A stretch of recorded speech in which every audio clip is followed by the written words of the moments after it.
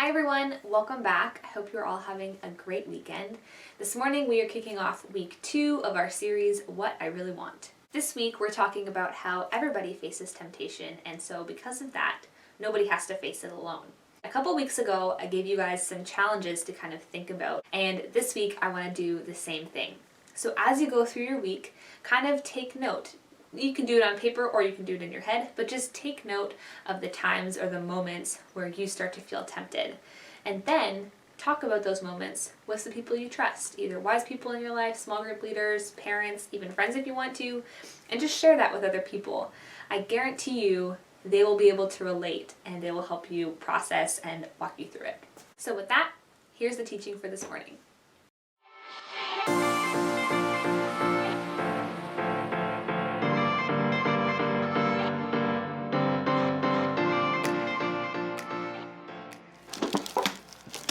Hey friends, it's Bobby. So I have a couple questions for you, especially if you have a sweet tooth. So which do you like better, Snickers or Milky Way? Or do you like Crunch or M&Ms? Or how about you like Twix or Starburst? I think out of all these candies, my favorite would probably be the M&Ms. M&Ms are so good.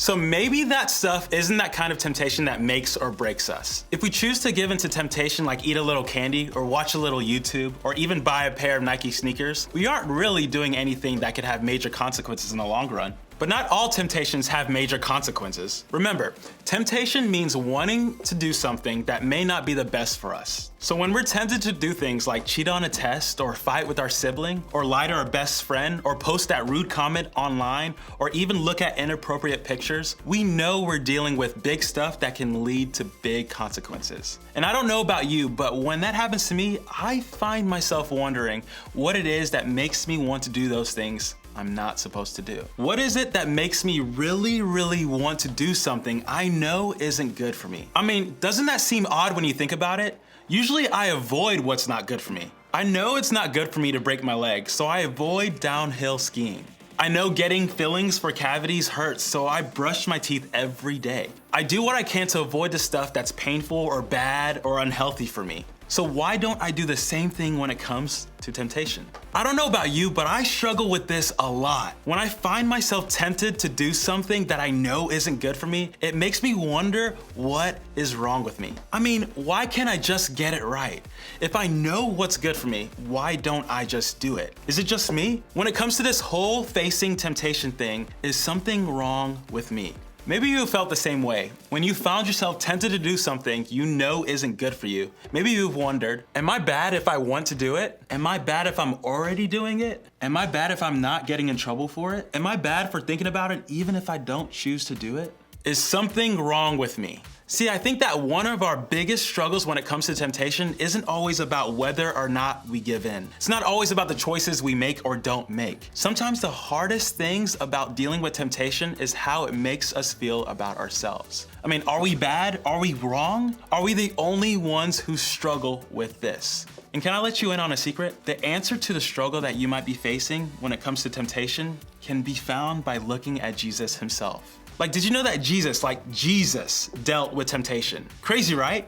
Like the one that died for our sins. Like the one that never, and I mean never made a mistake or misstep. The one who is the Son of God himself. Even he dealt with temptation. I don't know about you, but just knowing that makes me feel better. See, just before Jesus started traveling and teaching about God while he was here on earth, he went to the desert to pray and fast and prepare for what was to come. That might seem weird to us, but for Jesus, it was completely normal. He wanted to spend his days talking to his Father and away from any distractions, including food. I mean, Jesus was basically a superhero. But right at the end, on day 40, the temptations started. I mean, have you noticed that temptation finds us in a similar way? It usually comes when we're not our best selves. Like when we're super tired or really lonely or when we're like fed up with life, that's when temptation shows up and it's hardest to resist. That happened with Jesus too. Now, it's true that Jesus wasn't tempted to steal a cool pair of jeans or to go too far with someone he's dating or to stay up all night and play video games like we might be, but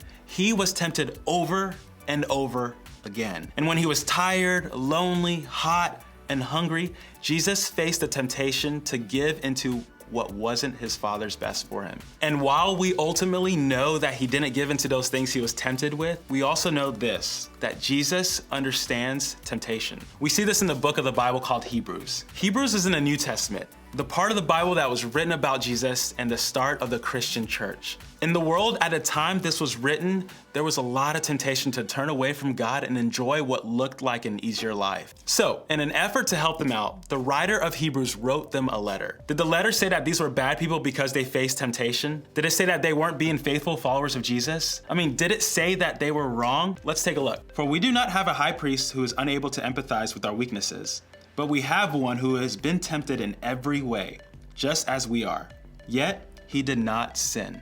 I think we need to break this down a little. The phrase high priest is used to describe Jesus here. The role of the high priest in the Jewish culture, where most of the audience would have come from, was to act as the middle person between followers of God and God himself. But when Jesus died and came back to life, he became the ultimate high priest, removing anything that would keep us from God. So when the writer said that we have a high priest who empathizes and understands our weaknesses and temptations, he was talking about Jesus. So, does temptation mean you're bad or wrong or not good enough? Not at all. Because the reality is everybody faces temptation. I mean, you, me, your teachers, your siblings, your parents, your best friend, even Jesus himself. Everybody faces temptation. And because of that, we can know that we're not failing or struggling or facing it alone when we deal with it. Remember, even Jesus himself faced temptation. And Jesus also never made any mistakes, not a single one.